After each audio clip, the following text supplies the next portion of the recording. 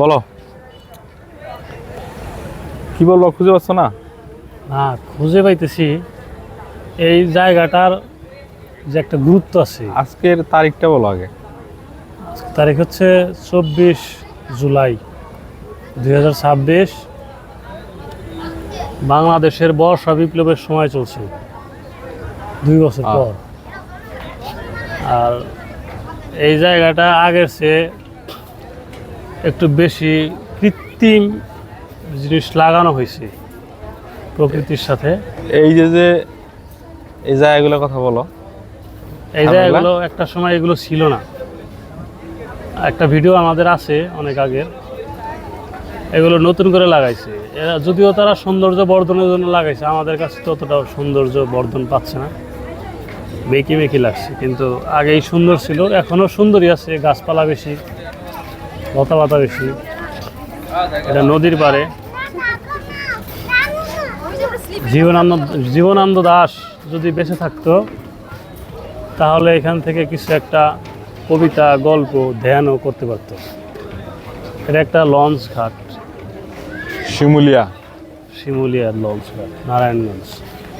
এখান থেকে সিলেট যাওয়া যায়।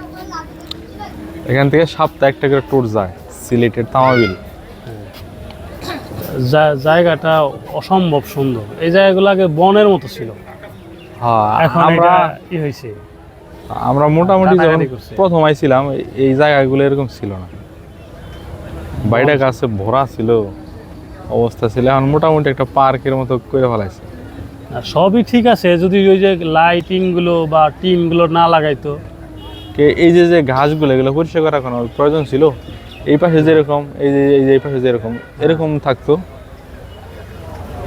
আর সব লাইটিং করে ফুচকার দোকান দিয়া প্রকৃতির উপরে এক ধরনের অত্যাচার করা হয়েছে। আমার যদি টাকা থাকতো আমি এই জায়গাটা কিনে নিতাম, কিনে নিয়ে সবার জন্য নিষিদ্ধ পল্লী বানিয়ে দিতাম।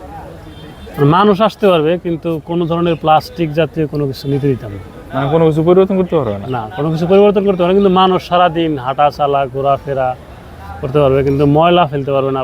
প্লাস্টিকের কোনো ময়লা ফেলতে পারবে না, অন্য ময়লা ফেলতে পারবে, আমের খোসা, বাদামের খোসা, এগুলো ফেলতে পারবে। তবে একটা জিনিস কি, ঢাকা থেকে সব থেকে নিকট কাছের জায়গা এইটাই, যেখানে মোটামুটি একটা বসার জায়গা আছে, বসার জায়গায় নিঃশ্বাস নেওয়ার মতো একটা আর হচ্ছে শব্দ কম, শব্দ কম।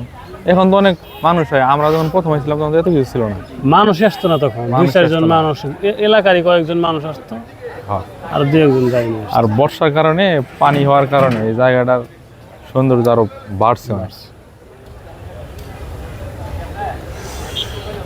এই অবস্থা। আজকে একটু মেঘলা আকাশ তো আরো বেশি সুন্দর লাগছে। এই অবস্থা না? হ্যাঁ, এই আমরা একটু আরো হতাশ হবো সামনে, হয়তো জায়গাটা আরো নষ্ট করে ফেলবে।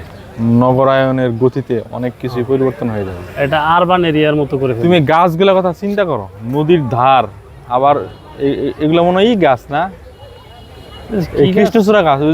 কৃষ্ণচূড়া গাছ, রাইট। কৃষ্ণচূড়া গাছের সাথে এরকম নদীর পাড়ের সাথে কম্বিনেশন, ছবি আঁকা ছাড়া তুমি কোথাও পাবা না। রাইট, এটা নাই, কোথাও পাবা না। দোকানগুলো দিছে, আমার কোনো আপত্তি নাই, জাস্ট এই লাইটিং গুলো বন্ধ করতো, গাছের মধ্যে কে লাইট জ্বালানো। আর টিনের চাল কেন দেওয়া লাগবে? টিনের চাল কি জন্য দিছে? এমনি থাক, এমনি দোকান কর। এটা দিতে দিছে কি? এটা দিতে দিছে কে, দিতে দেয় নাই কেউ, এই অবস্থার মধ্যে আছে। মালিকানা নাই, কিচ্ছু নাই, এই অবস্থা চলতেছে। মাটির ঘর তৈরি করা উচিত ছিল। হ্যাঁ, জিনিসটা ঠিকও নাই। এটা একটা আর্ট ছিল এই অঞ্চলে। থাক, তারপরও শুভকামনা। তারপরেও এখন সুন্দর। হ্যাঁ।